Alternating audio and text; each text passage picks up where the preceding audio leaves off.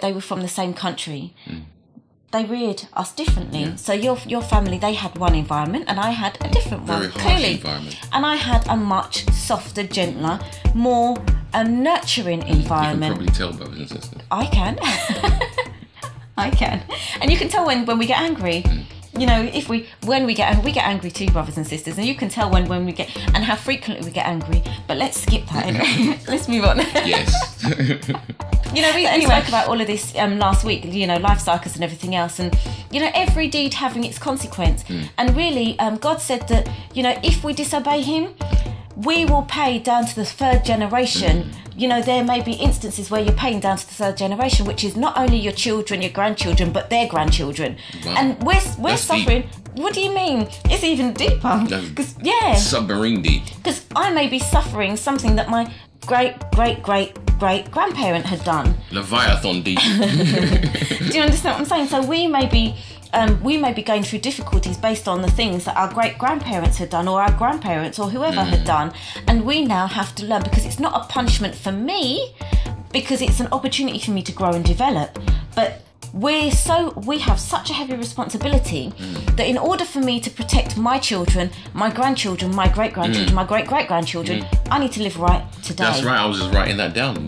Went straight there. You know, that puts it really on us. In truth, we can't turn away, and every time we turn away, our generations down the line are going to suffer the consequence of us not standing up and doing what is right.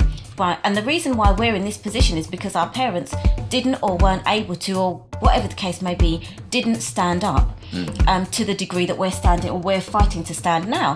And every generation, because I know that our parents got us to the state where, to the place where we are now.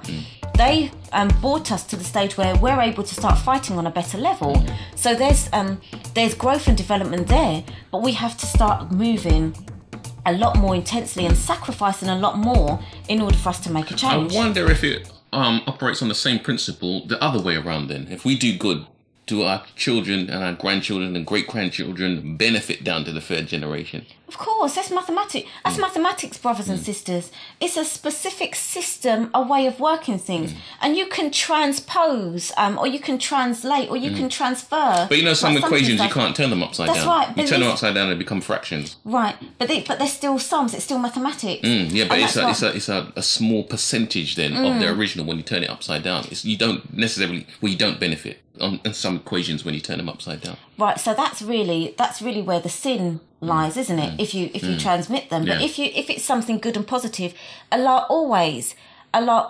rewards us for the good that we do. He always does. Whether it's me, whether it's my children, because I watch, and I believe I said it last week in terms of charity, brothers and sisters. My mother was very charitable. Yes. She was always going out in the community, working with people who were sick, bringing people things, helping people, doing stuff like that. And I never really looked at it on that level, you know, until, I started learning how to do it for myself. And then I realised, but hold on, my mother is a very charitable woman. And the way that people in the community talk about my mother, you know, you'd think she's such a wonderful woman. And they always said, your mother is such a wonderful woman. And I'd be like, when I was about 14, I'd be like, yeah, right. I'd be like that.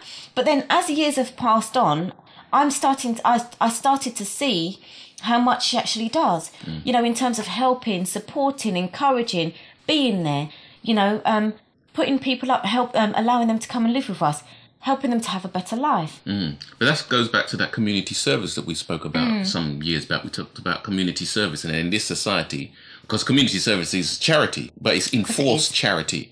But in this society, community service is only done as a punishment. You know, those people who, like the Pete Dohertys we talked about, doing community service because they don't want to send them to jail or whatever. Did he get any community service? Well, maybe he needs some community service. He needs more than that. The community service really is supposed to be charity. It's supposed to be something that we're doing anyway. Yeah, that's right. But we're supposed to be reared into that. And that's what I was saying, that I saw my mother doing it and I didn't even understand what she was doing. However, as time went on, I started doing it myself, and then it started to click. Oh, so that's what she was doing. You know, so I didn't understand. I watched her doing it. And that's how I learned. And there was a brother last night who had on a T-shirt where there was a gun, someone putting like rubbish in a dustbin, but instead of putting a piece of paper into the dustbin, was a gun. That was the Storm T-shirt. I haven't looked that one up as either. I can't remember what the Storm stood for. It was an acronym, Storm. I'll have to look that one up. Look it up, brothers and sisters, on the internet. It's a great t-shirt anyway. Was. And he said that you asked him, where'd you get your t-shirt from, brother? And he said, I don't know. It's something that my mother's doing, and she just gave him the t-shirt. I just took the t-shirt. Yes. So he wasn't even concentrating on what it was, but it was going into his subconscious, and he was doing it. He wasn't just talking about it. He wasn't talking about it at all. He just wore the t-shirt. That in itself is a huge advert. That's right. Because all of us noticed, and one of the organisers for the event, he said, "You're wearing the wrong t-shirt," and he said, "No, that's the right t-shirt." But he said, no, actually, that's the right t-shirt, because it is. It's still promoting what they were doing, just in a slightly different way. Right. It was a nice t-shirt too. I forget one. Yeah, but that was all of that to say that there's always cause and effect. Everything that we do has an effect. Everything that we do is based on something, and everything that we do has an effect on someone somewhere. Every deed has its consequence, as Allah says it in the Qur'an. And we spoke about it in terms of smoking.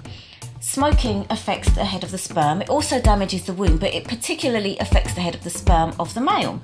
So whether you smoke today or not, if you smoked yesterday, if you impregnate a female, the head of the sperm is already damaged, and the more you smoke, the more it affects the baby. So the baby's already been marked, the card of the baby has already been marked before it's even born. So that's the preconception. Stop the killing preconception. That's right. And that's pre-womb. Yeah, that's right. So it's already affecting us every step of the way. So because our parents smoked kind of like in moderation, let's say, that it affected us to a degree. People smoke a lot more nowadays. How's it going to affect the babies from tomorrow? What is it that they're smoking? Exactly, even more skunk. You know, how is that affecting the wombs, the physical mind of the people and the brains and the wombs and all their internal organs, and what effect is that going to have on the babies of tomorrow? And what impact does that have on the spiritual capability of the babies as they grow then? Right, and that's part of the damage, and that's something that's a genetic effect that we can deal with today. We can stop it today, and the quicker that I stop, the better it is, because apparently it takes like 7 years, I think it was, for your lungs or your body to heal after smoking and stuff. And I used to smoke, brothers and sisters, so I'm not gonna. I used to smoke, and I smoked for a long time. I smoked for years. You know, so it's not to say. Well, what made you give up, sister? Coming into Islam, I just didn't want to. You mean coming into the nation of Islam? Coming in, yeah. You see brothers and sisters in Islam still smoking. And the funny thing coming out the mosque and smoking. Yeah, that's right. I felt so cheated. And when I saw them smoking, I was like, man, I could have gone there. But then I realised that it's not actually about, you know, whether I know that other people from other persuasions are smoking or not. It's about me doing the best that I can for my children, for myself, for my children, for my grandchildren, and thereon in. Now,